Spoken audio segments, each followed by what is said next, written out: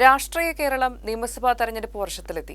Semi final എന്ന് വിശേഷിപ്പിച്ചാണ് UDFും NDAയും തദ്ദേശ സ്ഥാപനങ്ങളിലേക്കുള്ള തെരഞ്ഞെടുപ്പിനെ നേരിട്ടത്. NDA അനന്തപുരി അടിച്ചെടുത്തപ്പോൾ കോഴിക്കോട് ഒഴിച്ചുള്ള കോർപ്പറേഷനുകളെല്ലാം UDFും സ്വന്തമാക്കി.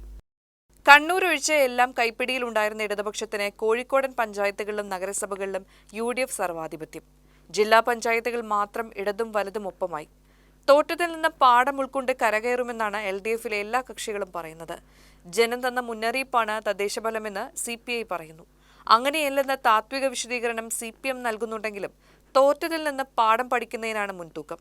100 സീറ്റിൽ അധികാരത്തിൽ വരുമെന്നാണ് മുന്നണിയെ നയിക്കുന്ന VD സതീശന്റെ പ്രഖ്യാപനം.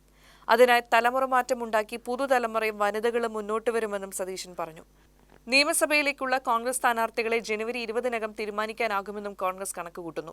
എന്നാൽ കോൺഗ്രസിന്റെ പതിവ് രീതിയിലുള്ള പാർട്ടിക്കുള്ളിലെ അടി തീരുമോ എന്നതാണ് പ്രധാന വിഷയം. കോൺഗ്രസ് MPമാരിൽ 12 പേരാണ് നിയമസഭാ തെരഞ്ഞെടുപ്പിൽ സീറ്റ് വേണമെന്ന് ആവശ്യപ്പെട്ട് ഹൈക്കമാൻഡിന് മുമ്പിലെത്തിയത്. രാജീവ് ചന്ദ്രശേഖരനെ മുന്നിൽ നിർത്തി തദ്ദേശ തെരഞ്ഞെടുപ്പിൽ തലസ്ഥാനവും പാലക്കാടും തൃപ്പൂണിത്തുറയും പിടിച്ച NDA വലിയ ആത്മവിശ്വാസത്തിലാണ്. രാജഗോപാലിന് ശേഷം നിയമം പിടിക്കാൻ രാജീവ് ചന്ദ്രശേഖർ ഇറങ്ങുമെന്നത് ഉറപ്പായി. രാഹുൽ മാങ്കൂട്ടത്തിൽ ഉണ്ടാക്കിയ അപവാദം മുതലെടുത്ത് പാലക്കാട്ട് സുരേന്ദ്രനെ ജയിപ്പിക്കാമെന്നും കണക്കുകൂട്ടുന്നു. കഴക്കൂട്ടത്ത് V മുരളീധരനും കായംകുളത്ത് ശോഭാ സുരേന്ദ്രനും വട്ടിയൂർക്കാവിൽ ശ്രീലേഖയും താമര വിരിയിക്കുമെന്നാണ് അവരുടെ പ്രതീക്ഷ.